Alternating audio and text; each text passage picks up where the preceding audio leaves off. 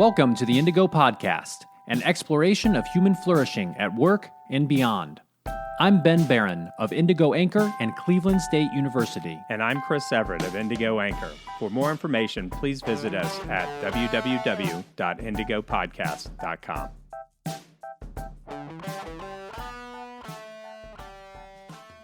All right, guys, welcome to the show. Ben, what are we going to talk about today? Hey, Chris. So today we're going to talk about crisis management communication, some principles and pitfalls. And within that, we're going to share with everyone some 6 principles of crisis and emergency risk communication, the phases of a crisis and the communication rhythm, and some pitfalls to avoid and implications really for everyone. You know, we're going to be talking a lot about things that are relevant right now in terms of public health. However, these principles are very important for leaders anywhere, and really any of us who may be thrown into some sort of crisis, either in our organization or in our community. Right. What do they say? Never let a good crisis go to waste. And since a lot of us are experiencing this one and it's very emotionally salient in the moment, we really want to communicate about this because leaders you don't need a pandemic to learn about how to communicate during crisis. Right. But first, some housekeeping. So, gang, if you like the Indigo podcast, if you're a believer in evidence-based business and life knowledge, we just want to ask you to give us 5 stars on Apple Podcasts or wherever you listen. So if you feel like we've earned it, we'd appreciate you just taking the 2 seconds out of your day to rate and give us some stars. And share this episode or something about the Indigo podcast on social media. All of this is super helpful in us continuing to grow our audience and get this information where it's needed. And for those of you that have done so, thank you so much. That's right. Thank you all very much. And so, it's important also for us to mention that this episode on crisis management communication, this is first of what will likely be a handful of episodes that we're going to do on crises and related topics. And we're drawing our sources here directly from some amazing resources that are out there from the Centers for Disease Control and Prevention.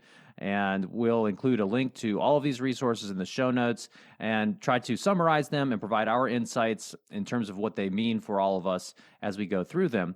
And, what we really love about all of these resources from the Centers for Disease Control and Prevention here in the United States is that they're all evidence-based. They're drawing upon the relevant social science literature from what we know about communication and psychology and sociology and so forth. And even though the angle that is kind of taken in some of these resources is around public health, we see a wide range of applicability for all of these principles across a number of different situations in which leaders find themselves having to deal with the unexpected when that happens in your organization or in your communities. So that's what we're planning to do. We're going to talk about the first part of this here today. And, this comes from actually a chapter in a whole series of documents that the Centers for Disease Control and Prevention put out. This one's just the introduction, and it's on crisis and emergency risk communication. And we're going to provide that overview for everyone here today. That's right. So this pamphlet or chapter or whatever it is, this resource that you've got has been curated by a group of experts on this stuff. So, one of the first things we need to start with is, what is crisis and emergency risk communication? Sure. So crisis and emergency risk communications is kind of an umbrella term for this, evidence-based framework and a set of practices that are really important for anyone who's dealing with an emergency, especially the people who are have positions of authority within those organizations. And this whole area is built around, as I mentioned, the psychological and communication studies sciences, studies in the field from issues management, lessons learned from all kinds of emergencies and disasters that have happened all over the place. And you think about the range of things that can happen to our world. These are not things they are unexpected sometimes, but they are not uncommon. Things like hurricanes, things like industrial accidents, things like armed conflict, things like pandemic illness, of course, earthquakes, forest fires. And you could even use some of these, I think a lot of these principles actually, to any kind of other emergency that you may have within your organization related to your organization's strategy even. So we're going to talk about the kind of this entire umbrella of practices and behaviors that you can take to better do this in your organizations. Yeah, as part of our consulting work, Ben, there have been tons of times that a CEO has reached out and said, "Hey, we've had this incident, and I've got to address the organization, right? Right. And can you look over my stuff? Can I get on the phone with you and you coach me through my communication?" Which is great. We're happy to do that kind of stuff. But lots of times, especially, if you're Google or something like that, you have a whole communication team, right? You've got, people that help you with messaging and all that kind of stuff.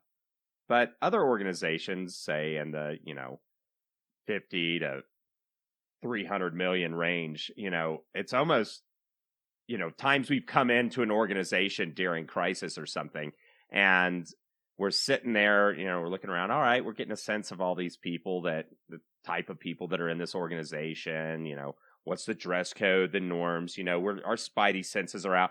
But it's almost like they push the CEO or whoever's going to do the talking, like out on the plank. They're on Peter Pan's ship and they're about to have to get thrown to the crocodile that swims in the ocean. Right. Yeah, that certainly is the case. Most organizations probably don't have the resources for kind of having all this stuff planned out. And at the same time, even large organizations, you'll see they sometimes screw this up. Before we go any farther, though, or further in terms of what we're talking about here today, because we mentioned that we're basing all of this on some information from the U.S. Centers for Disease Control and Prevention, I think it's important to ask the question, why should we trust any of this information from the CDC, Chris? Why? Aren't they just a bunch of people just like coming up with this stuff and just their opinions? The certain thing. So you've got a cabal with the Illuminati and the former CEO of Pepsi. No, I think it also has to do with the Freemasons and Rockefellers. Yes. The Rockefellers are in there. So it's a big conspiracy. No, this is not true.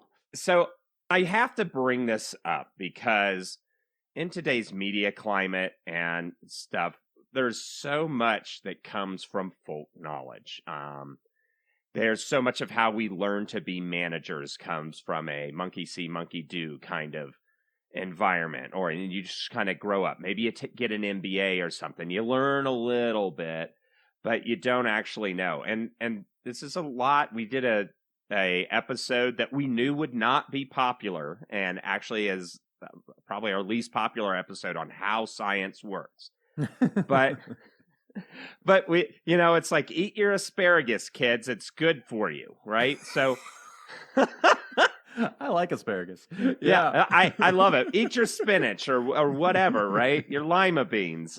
I like all those things. But we got to talk about how this stuff works, because there's this idea that the people in these organizations are profiteering or are directly influenced by commercial outside interest. And I'm not going to say that that's never happened, because people are fallible. But that doesn't mean that you write off whole bodies of knowledge or people. Your doctor has pharmaceutical sales reps. There's salespeople for certain drugs that come in and try to get your doctor to prescribe this drug versus that drug for hypertension, say. These economic incentives are everywhere. But if you're an academic in the CDC, or if the CDC could, got together a group of PhDs to help create, this is kind of a quick and dirty playbook for crisis and emergency risk. they're going to put it out there. And Ben, are PhDs nice to other PhDs that publish garbage? No, generally not. No, and or at least they're passive aggressively. They will ignore them and think less of them, right? And that stuff doesn't usually get published. So I think going back to the Centers for Disease Control and Prevention, this is a U.S. Organization in the U.S. government, and I've been around civilians who work in the government because of my military experience. Some pretty high level people. There's a lot of civilians that work side by side with the military in various government organizations, and then in other types of organizations, just being in contact with some of these folks who have made a career out of public service. And like any organization, there's good ones and bad ones. But you know what? I would say that these people, by and large, there are some really, really smart people working in these types of organizations, some people who are very well-intentioned, who are simply trying to work hard to put out the best information that they can and to use their expertise for the public good, which is fantastic. And I think is, just that's one reason why I personally oftentimes do trust the information that's put out by these types of organizations. They're not trying to trick people. These are the guys you went to school with that liked being smart for smart's sake. They don't survive super well in regular organizations and business because those are the doers. Like, these guys are the guys that like to crack the books and explore things, design experiments, and see. So, I mean, we'll probably hammer on that one throughout this series, but the Centers for Disease Control and Prevention is full of a bunch of reliable characters and things to look for when people criticize these people. Oh, well, they just have a financial interest. Great. Can you show me where they have the financial interest? Okay. It looks like there might be something there. Can you show me in the evidence and the literature where they missed it? Because they'll have citations for this kind of stuff. And if somebody can't, and this brings me to the other thing of, oh, well, I have a PhD, therefore. That's not how you make an argument. Something isn't true because somebody in authority says it's true. Something is true because a preponderance of evidence makes it true. And so that has to do with, execution from leadership and communication. Like there is evidence around this stuff. And it just applies to any of this kind of stuff. So, okay. I'm glad you brought that up, Ben. That's such a really good, needed piece at this time. I agree.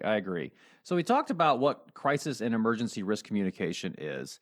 And I think we can now dive into these 6 principles that are outlined in this introductory document from the CDC. And talk a little bit about them, right? Because I think these are so great, not just for public health emergencies, but for any kind of time in which a leader is trying to handle the unexpected in their organization. So why don't we list them, and then we'll talk through each one a little bit in more detail. What do you think? Yeah, this is great. So if you're somebody that has to talk in front of people, or if you're somebody that has nexus to the person that has to talk to somebody, you don't have to invent this as you go. Don't look like somebody walking Peter Pan's plank, right? This can give you, and you don't have the budget for some, massive media relations team. Use this book to help shape your play-by-play. So, yes. And you don't have to get the book. You just do what we're telling you here because we're pulling directly from it. Yeah. For those of you that don't like to read, hey, you know who you are. Yeah. So the first one is be first. Right? Yeah, let's just list all 6 of them, and then we'll go through each one. Yeah. Okay, so be first, be right, be credible, express empathy, promote action, show respect. Those are the 6 principles. Those are the 6 principles. So the first one, be first. I mean, this stuff is like raw fish at a sushi bar in the sun, right? If you... if you've been drinking too many cold sakes at the beach and it's been an hour and a half and that raw salmon's just sitting there, like, I don't know. you might want to think again before popping that in the old mouth. Well, and the thing is, sometimes, right. So the idea here is be first, right? Crises are time sensitive. And sometimes I see many leaders who will, and this actually applies to all kinds of communication. They hesitate for a long time to say anything or to send that all company email because they don't have all the facts. They don't feel like they have enough information. And guess what? You probably never will in these types of environments. And so what you have to do is, communicate quickly. And when you do, you can, be very clear. And this kind of goes to the next point about be right. Include some information about what you do know, right? This is something that's happened, right? We have this disease that is starting to spread globally, right? Talk about what is known. Talk about what is not known. And then talk about what you're doing to fill in the gaps. So be first, get out there, because oftentimes that first source of information becomes the preferred one. It becomes the one that people start to go to, especially if you're starting to establish that credibility, which comes with being right. So be first and be right. Be accurate to the extent that you can. If you make a mistake, which you may, you correct yourself, right? You have to have that humility to not just double down on the wrong thing you said yesterday. Right. So on the be first, like you said, the first source of information generally becomes the preferred source. When you wait, everybody in the organization talks quickly. I remember, different times in, my military career, you'd be like, gosh, it's so hard to get, pedestrian information out there. Like, go get fitted for your uniform at 1400 on Tuesday. Mm-hmm. But if I had a racy picture of somebody in this chain of command and that got out to two people, everybody in the unit would have it within 5 minutes, right? So, and there's that kind of mentality. It's like, why does the communication I want to go out and be known never get listened to, but like any of this scandal type information just catches like wildfire? And the answer is because it just does, right? So just the sun will come up tomorrow. When there's risk or emergency, people's focus becomes very acute. And so you need to, even if their first communication is just, hey, this happened and we're aware, stand by for future communication. You need to be quick with that, getting that next message. But being the first helps you control the narrative about what's going on. Right. Because in the when something bad or unexpected happens, people are, we are naturally information seekers, right? We don't like ambiguity and uncertainty as humans. We like to seek information to try to make sense of the world around us. And when the unexpected happens, that kind of goes into overdrive. We start really seeking information. And when that information is not readily available, or when those people whom we think should know or should be talking to us, those people in positions of authority aren't talking, then we start to fill in the gaps. We start to fill in the gaps with rumors. We start to fill in the gaps with, well, I heard this, or with other sources of information. And this is where, you can see some of this in the current environment of coronavirus. You hear about all kinds of crazy conspiracy theories and just bad information flying all over the place. And that happens because people are creating the information themselves. They're creating these rumors and so forth. So I think, to the extent that you can, being first and being right is very, very important. Right. And on the being right, just acknowledge this is what we definitively know. This is what we're exploring now. And this is what we hope to find out.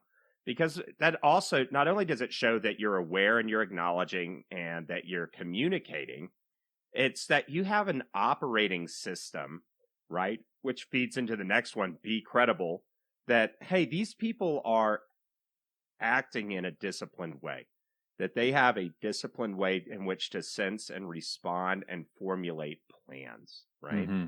This is not a time to shoot from the hip and speculate about what you think is going on or what you think the solution is, right? That will shoot your credibility down very, very quickly. This is when, your honesty and your truthfulness should really be ratcheted up even more than I hope it already is.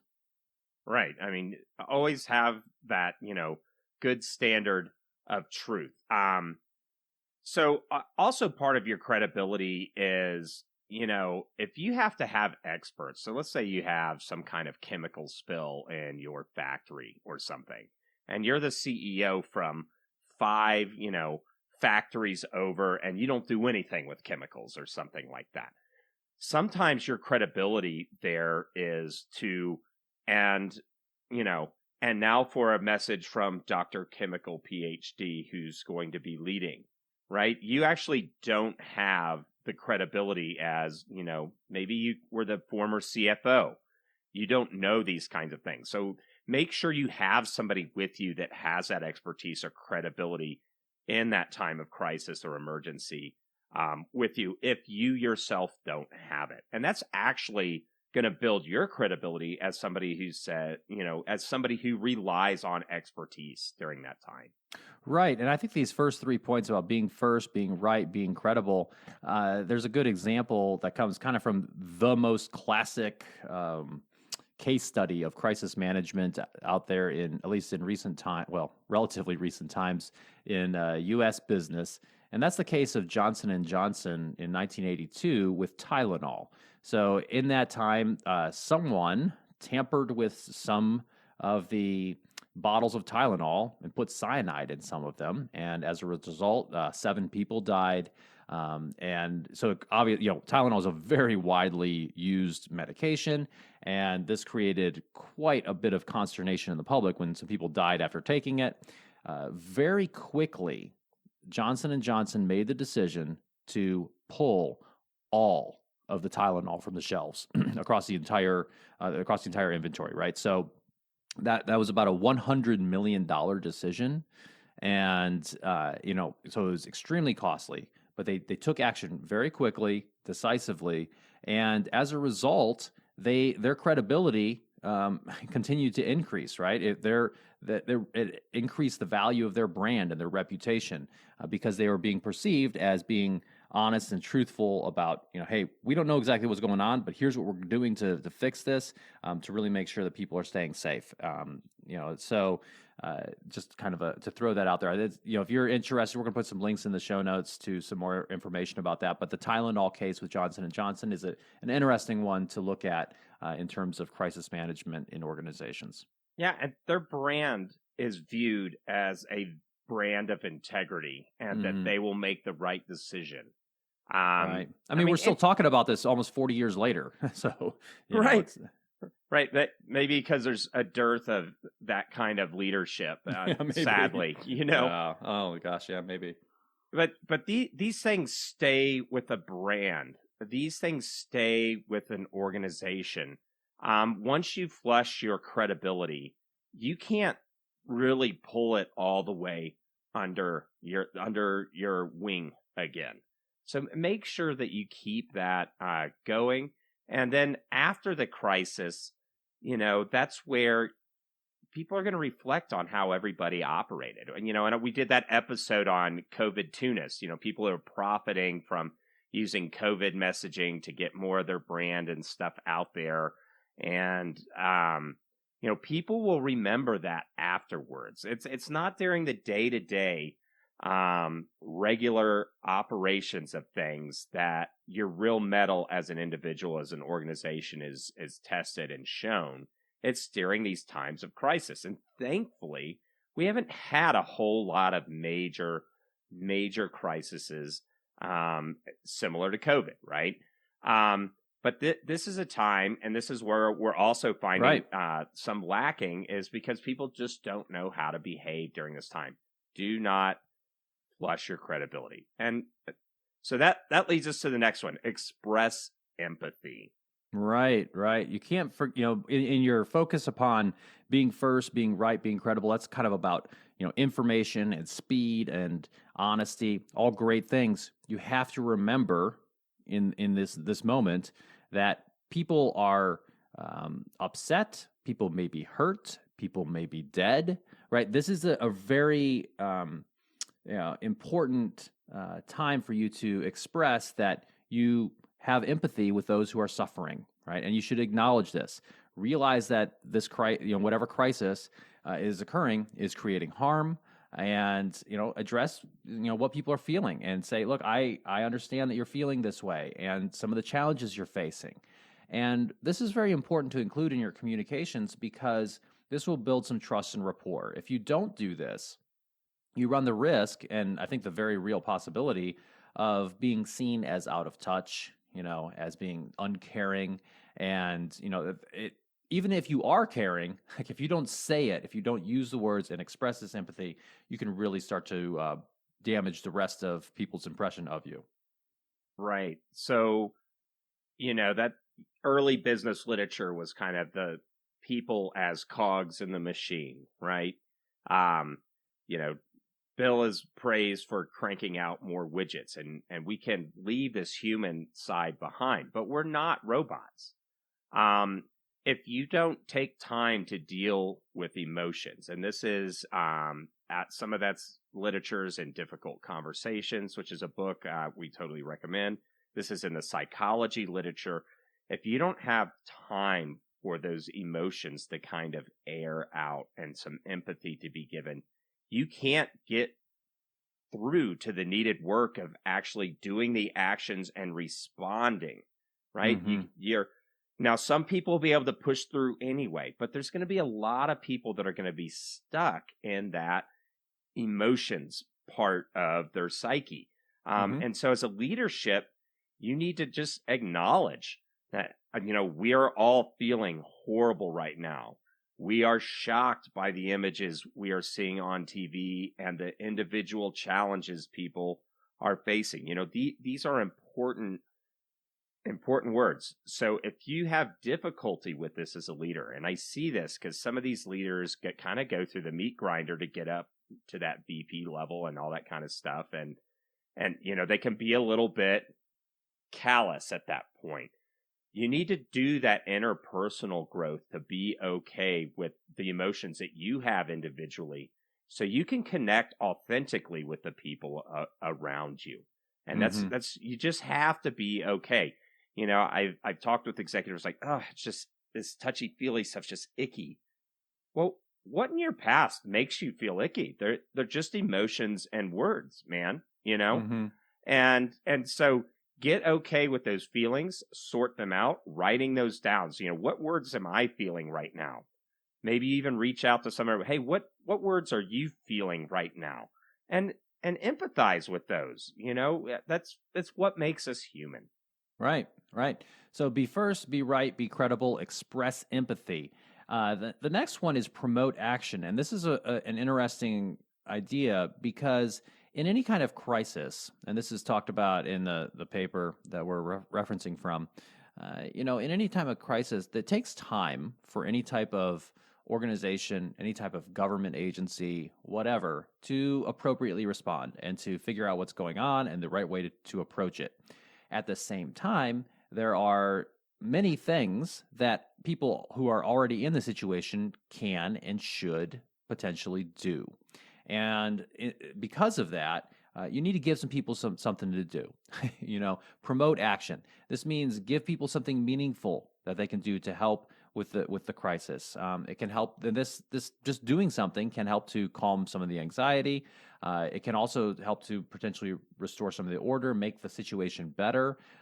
It gives people a little bit of a sense of control, and that can alleviate some of the stress. In psychology, when we talk about stress, one of the big ways that we even think about that is, it's a perceived loss of control, or when our resources are being overtaxed by our environments. And so promoting action can be a really helpful way to do this. Say, hey, here's what you need to do.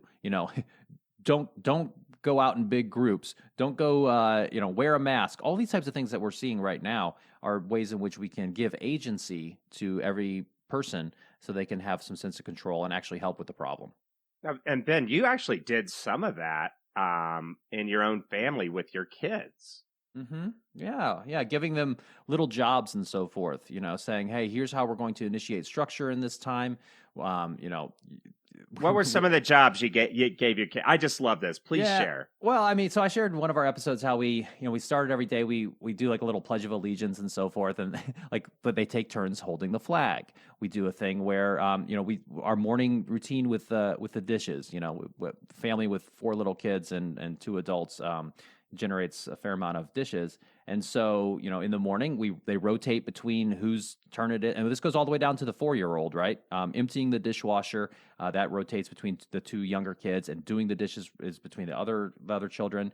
We have a rotating schedule where my 2 boys, they have to spend some time every day reading to the youngest, reading some of their books and so forth. So that can give them a little bit of a sense of control, and then saying, hey, here's some crazy stuff that's going on. Your world has been disrupted, but here's how you can help. And I think it worked. It's not 100%. Like we still are struggling at different points, as everybody is, but it does help to a large degree. Yeah, I mean, you're doing better than I am, Ben. I gotta say, this being home with kids all day has been a growth opportunity. Yeah. So promoting action in your organization, though, one of the thing is, hey, we're going to divide up these tasks. You guys are going to be team A, you're going to be team B, and this is what you're going to do. Having your line level leaders and others know that. Make sure to include everybody in some type of action. We generally, managers, at least anecdotally that I've seen, will rely on just a few clutch people. And there's, a good 20-30% of their team that's kind of like, oh yeah, I'm here for the paycheck, right? They never give me anything meaningful to do. You may be able to get by on day-to-day operations. But in a crisis, those people are going to have all kinds of feelings. They're going to need some actions and ways to participate in a response, right? And so make sure, provide a block of instruction on some of that kind of stuff throughout the organization so that everybody participates. Great. So be first, be right, be credible, express empathy, promote action. And the last of these 6 principles of crisis and emergency risk communication from the Centers for Disease Control and Prevention is show respect, right? It's very important in your communication with people to be respectful, understand that people feel vulnerable. People are seeking answers. They don't understand perhaps what's going on. They may be scared. You may be scared, right? But what you need to do is be respectful in how you communicate, because that's going to promote not only that rapport building and that relationship building, but also some cooperation from everyone. They're going to be more likely to believe you, be more likely to do what you say and ask if you are respectful. Right, and you'll see, despite how people look on the outside, sometimes people look super, super good in a suit. And everybody just impugns that this person's going to have it all together at all times because they just look the part somehow. I've seen a lot of those fall apart. And the guy or girl or, whoever that does not look that put together ends up becoming the giant champion that rises to the top. And, you just can't judge that stuff. So you need to make sure that your communication is respectful to everyone. Right. And that, that couches with the empathy and giving people things to do, which if it's a crisis, right, all hands on deck are going to be needed to respond. Great. So again, these 6 principles: be first, be right, be credible, express empathy, promote action, show respect. Right. And so, one of the things about crisis and emergency risk communications is there's actually a difference in this type of communication. There's crisis communication, there's issues management communication, there's risk communication. So if you're at a plant and, a couple people lose their hand or something on a piece of equipment, or if there's been a spill, like you're going to talk about some of these risks. You may have like a daily risk brief. I know before we would go out on mission in Afghanistan, we'd have a risk assessment before, and then we'd go over those risks before we moved out of the post, right?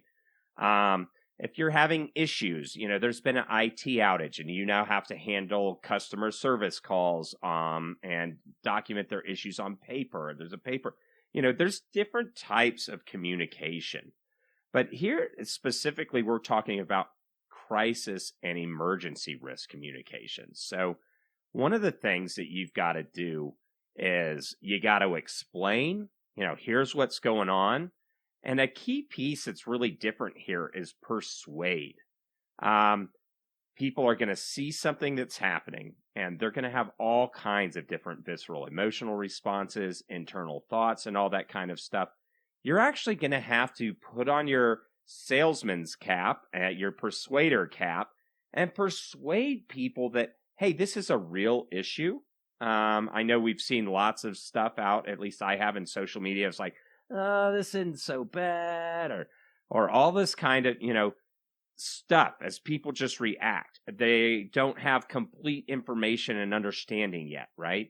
And so you've got to persuade people that what you're explaining to them is super important. And then the final piece is empowering decision making. Right. So when you empower decision making, and this is kind of like the agile stuff, right? You need to be able to drive down the ability to make decisions down to the lower level. They're going to be able to see immediate stuff and need to be able to respond. Now, if you have a good organization and communication plan, they're going to be able to feed back up to the top what they're discovering and experimenting with and those kinds of things, so you can update your plan and be first, right, and credible with another set of communications, right? So the main pieces that go on that are different than typical risk communication, issues management communication, or just regular crisis communication is you got to explain, persuade, and then drive that decision-making power down to the lowest level possible. Right.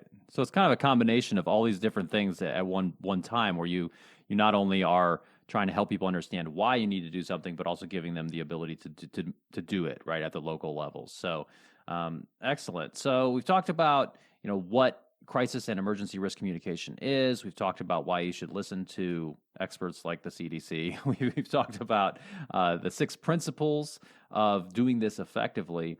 But there's also this idea of a crisis having phases, and that there's a rhythm, so to speak, of communication that needs to occur. So why don't we talk a little bit now about the phases of a crisis and the communication rhythm? Right, because you don't just say, hey, we know there's a crisis, X, Y, Z, A, B, C, the end. And then everybody's just left to fend for themselves. Mm-hmm. No. A rhythm, a cadence of communication will kind of organically evolve depending on what's going on. And so the first thing you got to do is prepare, right? So if you're in crisis, like, this is where you go huddle in a conference room and figure out. And the first thing you do is you want to draft and test some messages. Yeah. Well, and ideally, you're doing some of this even before a crisis occurs. You're doing some scenario planning. You're trying to think about these things. But yes, if something happens, you want to kind of put this on overdrive and start doing this right away, right? Right. So I don't know of a whole lot of organizations that say that battle planned, well, what do we happen if the whole economy just stops within 5 days? Mm-hmm. That's a tough one. that wasn't in their continuity disaster kind of type plans, right? Right. And so you may miss that one. But large organizations like the U.S., has a CDC, were aware of the risk of pandemics and that kind of stuff. So they had some tools put together. Are they going to be perfect? No. But it's just like a news organization, before the night of a presidential election, they've got all the graphics prepared for if candidate A wins, and then all the graphics and headlines and like all that really cool whiz-bang stuff that you'll see on TV if candidate B wins, right? Right. They're ready for either, now maybe they kind of guess who might win and put a little bit more effort on one side, but they're not totally unprepared should the other person. I feel sorry for that graphic designer. Is like, this person's not going to win, and here I'm building all this. I feel sorry for the kids out in underdeveloped countries who are having to wear, President Bernie Sanders shirts and stuff. I don't know. There's lots of people that love that stuff. So, yeah. So, anyway. Well, I just have an example of this preparation piece. So once I was involved and got to witness and be really kind of closely involved with watching a large university go through an active shooter type of exercise, right? It was before something happened, but they were going through the planning phase, and they start off with what's called, and you're familiar with this in the military, but it's called a tabletop exercise, where you get all the different people, all the different stakeholders involved, and you talk through the problem, you work it out literally in a big room on tables, right? So you talk about these things and say, well, what would we do here, and so forth. Who would we need to be talking to, and those types of things. And then they did a simulation. And this, so this is a large university. They had people from law enforcement, their own law enforcement, the community law enforcement. They had hospitals involved, all these other stakeholders, so they could identify those partnerships, those key contacts, which then could be helpful in case something actually did happen. So, it's hard to do that. You can't do that for everything. But there are ways in which you can build those partnerships outside of your organization so that you can have those lifelines if and when you need them. Right. So you got to prepare, right? So draft and test some messages. So we've all been on the receiving end of a message that just went over like a lead weight, right? Mm-hmm. So if this is an unexpected crisis, right? Because we're talking about a communication rhythm that you're going to have to settle into. Before you communicate, you want to at least turn to the person to your left and right and be like, look at this message. And you're like, ooh, this one comes off a little bit insensitive. Okay, great. The time that it goes completely deadpan, it's not like the executives that are communicating were aiming for that, effect. Oftentimes you can't predict, especially if you got to communicate to a whole nation or something like that, right? You can't predict what the impact of every single one of your words are, but you're flying blind if you don't at least test some of those message. And then, Ben, to your point, those partnerships, right? With communication, like maybe you reach out to a communication firm. So if it really ever hits the fan, you've got somebody you've already kind of talked to and know who might be able to help you on that stuff. And then the plans, Ben, like you were talking about, the tabletop plans, those are really good. What's something else you could do in the prep stage? Well, the other big thing that you can do, and is discussed in this chapter, is determining the approval process. So, there's going to be some sort of incident command, so to speak, that needs to get established, and people need to know who's making decisions about what, and what kind of process people need to go through in order to, for example, get more resources, deploy people to certain areas, close certain locations, all those different types of decisions that need to get made. They need to know, is that something we can do locally? Is that something that needs to run up to the top, and so forth? So figuring that out is very important, because that will help to provide clarity around roles, and it will speed things up if people are all on the same page in terms of who is approving what. Right. This isn't something where you can just riff and figure it out as you go. There's going to be a lot of confusion and resentment if you don't set up a clear parameter of how things will go forward.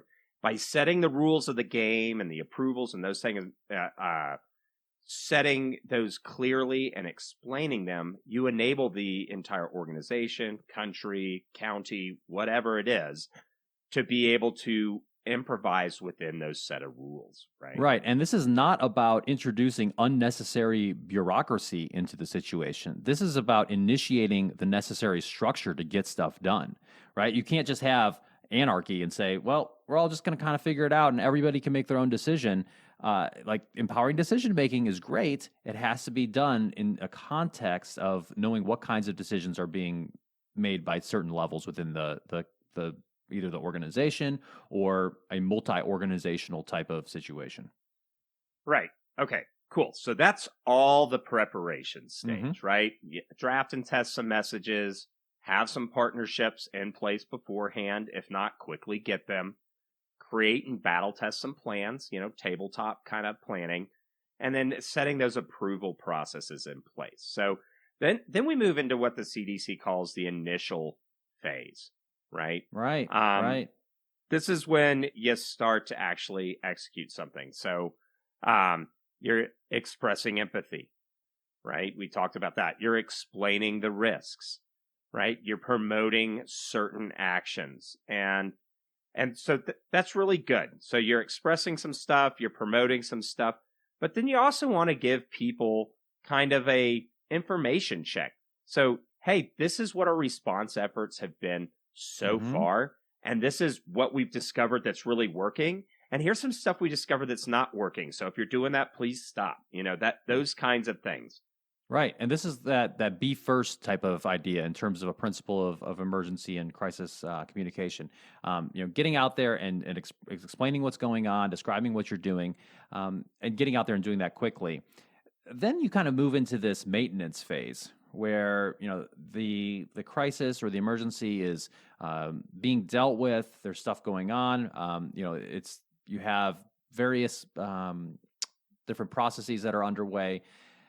And in this phase, what you need to be doing as an organization, as a leader, is continuing to explain the ongoing risks. They may change over time. You need to make sure people understand them and continue to provide the why. You may need to think about different audiences that you have. So you may need to segment your audiences and say, for these types of people, this is what I need for you to be thinking about. For these types of people, you need to be thinking about this. This is a time for you to also start to provide more of that background information, to start to build your credibility, to address some of those rumors that are going to start. It's inevitable for there to be rumors because we are in hypersensitive, information-seeking type of mode when we're going through an emergency, and you need to start address those things and say, hey, this is something that doesn't work right now, or we don't know if that is effective or not. Let's wait on that. Those types of things are really important to do during this maintenance phase. So that initial phase, the prep, the initial, and then this maintenance phase. Right. So, and it's not like people are making stuff up on purpose. Some of this stuff is like a really bad game of telephone, right? We've all played that where somebody comes up with an idea and writes it down on a piece of paper. Then you whisper it in some person's ear and they whisper it in the next person's ear. And this isn't in crisis, right? This is just having a fun game, right? And then it comes around and you went, from the yellow pages or, Simon bakes a cake to Simon takes and eats steak, right? And it's totally, in crisis, this kind of rumor mill, this kind of bad telephone goes on. And so you have to address those rumors. So if you're in a big enough organization or a county-wide type response to that kind of stuff, you need to have a way of gathering. All right, who's going to gather rumors, right? Gather all these. Maybe you don't address the really minor ones, but if you're hearing from 5 different sections that, 5G telephones cause coronavirus, well, as obtuse as that claim is, you might have to address those kinds of things. So, right. So you're in that maintenance phase. This is where you've already started, you've prepared, you're having those initial conversations, and now you're maintaining that communication. So you really need those good feedback loops of what is going on the ground, and then having a good cadence of delivering that message back out to your organization. Right. And, I not to make this all coronavirus related, but, here in Ohio, our governor, Mike DeWine, and his public health director, Amy Acton, they've done a really good job with this where every day I think they've done this almost every single day. They may have taken like 1 or 2 days off since this all started, but every day at 2:00, and they've been getting on and talking about what's going on and basically doing all of this by textbook. And it's working quite well in terms of how they're communicating about things. So that's the maintenance phase. Why don't we talk now about the resolution phase that oftentimes happens within a crisis and some of the different pieces there. Yeah. So, all right, Ben, we're in resolution. What's the first thing you want to do? Well, you want to give some people some reasons to still be vigilant. You need to motivate people to still be on the watch for things, to be looking for what's going on, and to help people to understand that there may still be risks that are out there, what they should be looking for, right? So that you think about maybe post 9/11, right? It was a terrorist attack that happened. The initial response happened. There was some outcomes of that. And then afterwards, it's like, hey, you need to still be on the lookout for things. This is a new reality. If you see something, say something, those types of ideas. So you need to still keep people, give them that opportunity to still be on the watch for what could go wrong. Right. And then you got to talk about the lessons learned. Most of our knowledge and how we conduct ourselves is folk knowledge that we've just got. Like, Ben, what's the safest seat to sit on an airplane if you're all by yourself and the plane's going down? No clue, right? Well, no, actually, so if you if probably you're all do by know yourself, this one, actually. Yeah. Well, I was thinking about I think the aisle seats are actually best because you're away from the sides, right? Now, aisle seats are not the best if you get hijacked. If there's a hijacker on the plane, it's better to be in a window seat. But yeah, I think there was this card game a while called like worst case scenarios, and then you judge your response. The point is there's so many things that we face that we just wouldn't anecdotally know the answer to. Mm-hmm. And it's tsunami. Where's the best place to go? I don't know. But one of the things is having a public conversations about the lessons learned and figuring out how to bake that into the corporate consciousness, so to speak, into the folk knowledge, right? So I had a great conversation yesterday with one of our Indigo Anchor teammates, Joe, and Joe brought up the point. He said, all of these organizations out there are doing things that they've never done before, or maybe are dusting off, different ways of doing things, maybe creating new ways of doing things.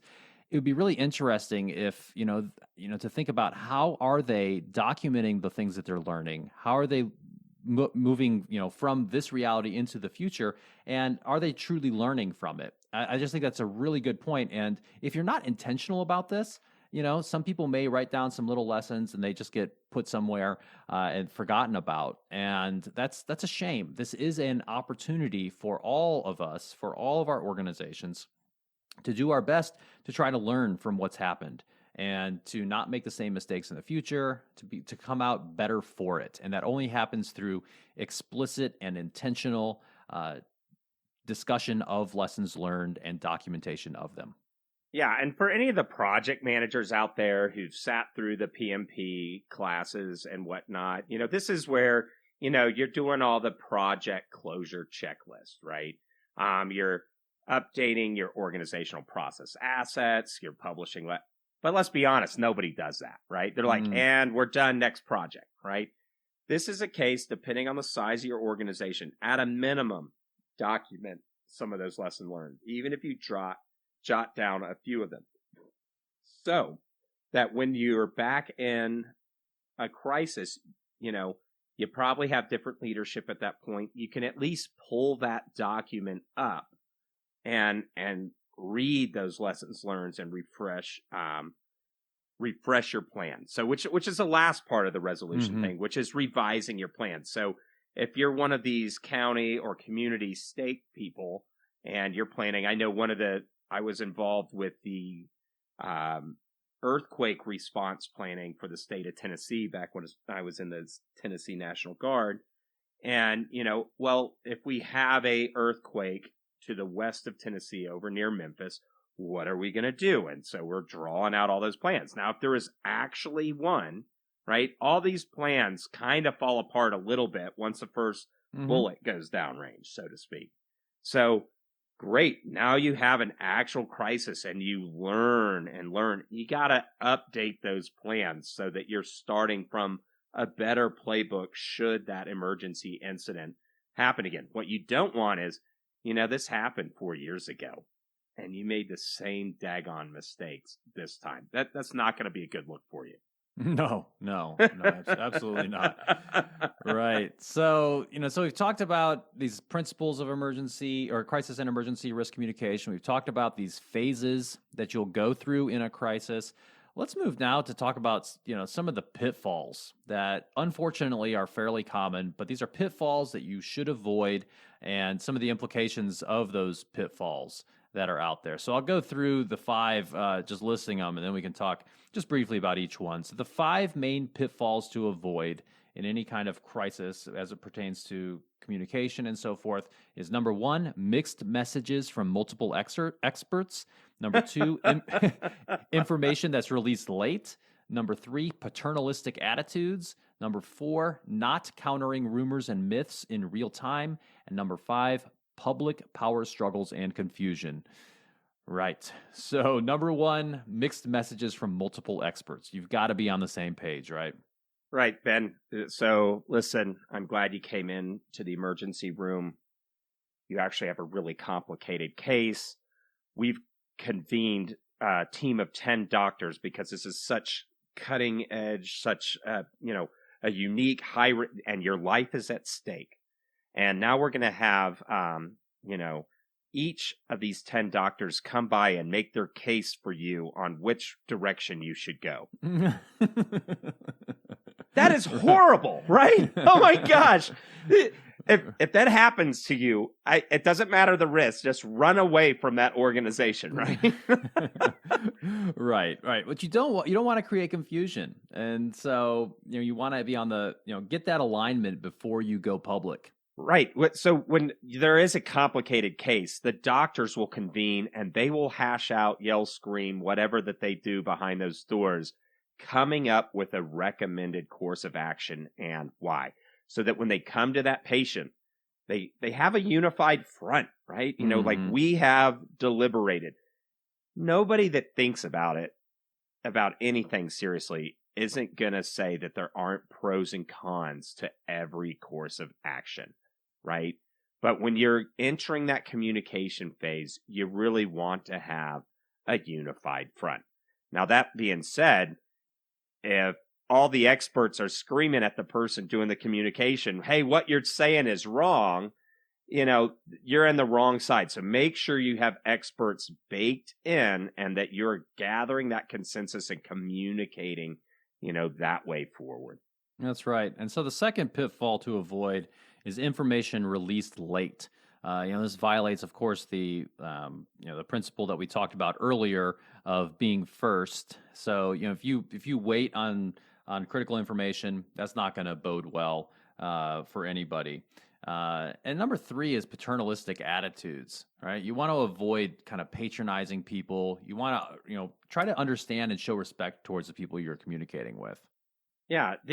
These are adults, and even if the adults aren't acting super adulty at that moment, this is a chance by treating them right, by setting the tone and the communication expectation that you can actually get people to rise to the occasion and grow up a little bit in a moment where they might just want to go crawl in the corner. Right. And number 4 is not countering rumors and myths in real time. And it's not listed here as a pitfall, but sometimes, our leaders will even feed into some of these rumors and myths, which is certainly not helpful. But you really want to deal with rumors and myths quickly and help to dispel them if you can. Provide that factual basis for what's going on and what people should do based upon the evidence you have. Right. And, the last one is public power struggles and confusion. Ugh. If you have 2 parents that are fighting about what to do with a kid and they just do it right in front of the kid. Oh gosh. The kid. That sets up a kind of third power locus, which is that other person now has to say, well, I'm getting mixed messages. There's a bunch of rumors and these jackwagons are fighting. I guess I'm just going to and then they have to act on incomplete information and those kinds of items. That's not what you want. And that feeds back into that countering rumors in real time. One of the hardest places about this, right, is developing that feedback cycle, especially if it's a larger group and organization of, people not setting up some means by which to gather the rumor mill so you can actually talk to the right pieces in real time. Maybe you talk to the initial rumors, but you're just communicating, and you leave that feedback loop off. Well, that's going to bite you really in the end. Right. So why don't we wrap up a little bit? Today, again, we were talking about this introductory document from the Centers for Disease Control and Prevention, all about crises and emergency risk communication. And we're going to do a few more follow-on episodes on this topic to help with this whole idea and help organizations and leaders do this better. But what did we talk about here today, Chris? All right, so we started off with the 6 principles of crisis and emergency risk communication, which is be first, be right, be credible, express empathy, promote action, and show respect. Do write those down, put them over your desk during this time. We talked about the phases of a crisis and communication rhythm, that rhythm that you should seek to develop and settle into as you go through the crisis. And then we talked about the pitfalls to avoid and the implications for individuals and organizations as they go through this. One thing I'd like to wrap up with is, we focus a lot on leadership during this episode, but if you are a line level employee or just a person in the world, you can use this same playbook to help dispel that rumor or set your leadership up for success. Hey leader, why don't you take a look at this document? It kind of gives us a quick and dirty guide to how to get through this that's evidence-based. Or, hey, maybe we should set a feedback loop so we can understand the rumors that are out there and address them. Set each other up for success, and this manual is a evidence-based way to do that. Thanks for listening to the Indigo Podcast. If you like this podcast, please consider helping us by rating us on Apple Podcasts or wherever you listen, telling your friends about us, having us on your podcast, or mentioning us on social media. Our website is www.indigopodcast.com, where you can access more information about us and this episode. Thanks again, and we look forward to talking with you again soon.